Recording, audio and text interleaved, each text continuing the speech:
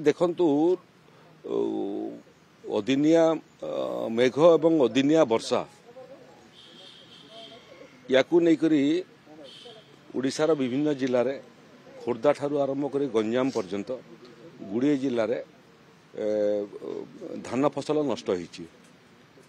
चाषी माने धान अमल करी बिक्री पे मार्केट को आणला बेलू वर्षा से क्रम धान संग्रह तारीख मान स्थिर होता से तारीख बर्तमान पछकू होबार आवश्यकता पड़लानी। मो सहित गुड़िए कलेक्टर मते से बाबद मोर परामर्श चाहूले खोर्धा कलेक्टर एटी आपणकर भद्रक कलेक्टर 27 तारीख रू आरंभ हवा कथा कोरापुट पटरे मोटामोटी धान संग्रह भी आरंभ होता। एवं धान संग्रह तारीख को लेकर आम परिस्थिति को देखिकी ताकू रिपोजिशनिंग करेबू। प्रथम लगाण वर्षा हला परे फसल नष्ट होता खोर्धा जिले में गंजाम जिले में आहरी गुड़िए जिले में एवं 2 दिन 3 दिन लगातार वर्षा हवा फल क्षयक्षति आकलनटा वर्षा पाई हो पारला नहीं। तार क्षयक्षति आकलन कला बेलू पुणी द्वितीय पर्यायर अदिनिया मेघ एवं वर्षा पलि आसला। कृषि विभाग ये बाबद से मोर आलोचना होती। माननीय मंत्री कृषि विभाग जे उपमुख्यमंत्री अच्छा सांगे आलोचना होती। समवाय विभाग भूमिका अच्छी। इंश्योरेंस कंपनी सांगे कृषि विभाग 2टा पर्यायर आलोचना कर सारा एवं मोर जहाँ शेष तथ्य गतकाली पर्यंत 20,000 अधिक चाषी तांकर फसल क्षयक्षति को नहीं करी इंश्योरेंस कंपनी को तांकर आवेदन निर्दिष्ट कृषि विभाग पोर्टाल रे करी साइले। कृषि विभाग इंश्योरेंस कंपनी मान को डाकिक 2 थर तार आलोचना कर सारा। एवं विषय आसूची जे आम आज द्वितीय थर वर्षा हवा फल आहरी गुड़िए जगह धान फसल क्षति होईची।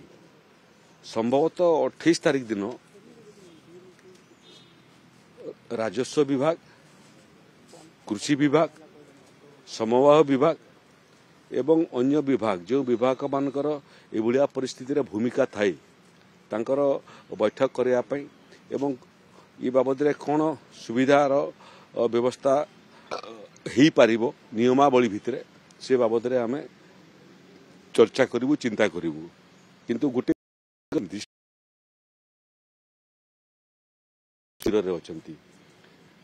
एठी मोर जहाँ खबर मो पाखरे गंजाम जिला को खणी मंत्री श्रीयुक्त विभूति जेना से बिल को बिल जाउछंती। आमर सभापति गंजाम जिला गस्त थिला प्रदेशर तांकू मु अनुरोध करथिली जे से भी जाके टिके क्षयक्षति देखिक आसतु। एठी मान्यवर पशु संपद मंत्री गोकुलानंद मल्लिक से ग्राउंड जीरो रे अछंती।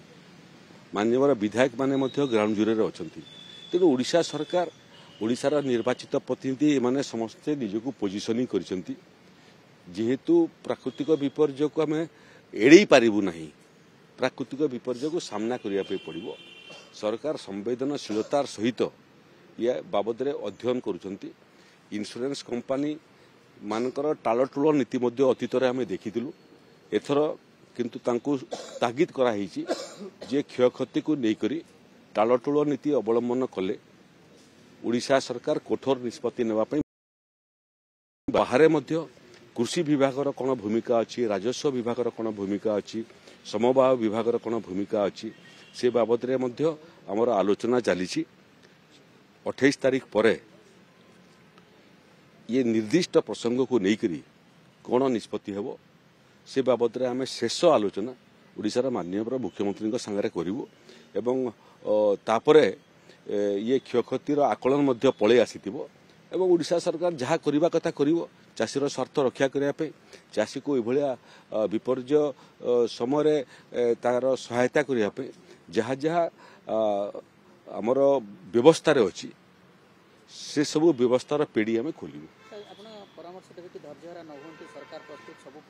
आगुरी मुझे सारी जे जार धैर्यच्युति हो केते परिश्रम करी 6 मास मेहनत कला परे तार फसलटा से अमल करुची एवं जिते अमल करुची एवं से समय जो समय धान क्विंटल पिछा राज्य सरकार निम्नतम सहायक मूल्यर ऊपर को आहरी 800 टंका देवाई निष्पत्ति बहुत चाषी पाई सारे से मन निश्चय आशा थी जे आम एथर 3100 टंका क्विंटल पिछा धान पाइबू से समय एभलिया अदिनिया मेघ अदिनिया वर्षा तांको निश्चय विचलित कर प्रथम पर्यायर कष्टे मष्टे बचाई उद्यम कले किसी धान बंचिला उदा है पुणी सुखेकरी से माने धान मंडी को आनी था बिक्री करते द्वितीय पर्यायर वर्षा आसिक पहुंचीगला तेणु ये समय विचलित हबाटा स्वाभाविक कथा किंतु आमर परामर्श आदौ विचलित चाषी मैंने हूँ ना ये परिस्थिति को लेकर से माने जेतिकी विचलित आमे से विव्रत तांकर मनर भावना कौन उड़ीसा सरकार को जना अच्छी तेणु जहाँ जहाँ साहाय्य सहयोग नियमावली भितर हो पारिबो ताकू आमे परीक्षा निरीक्षा करुचु एवं आमे निष्पत्ति नेबु तांको संगरे दुर्दिन समय छिड़ा हेबा पे एवं तांको सहायता प्रदान करिया।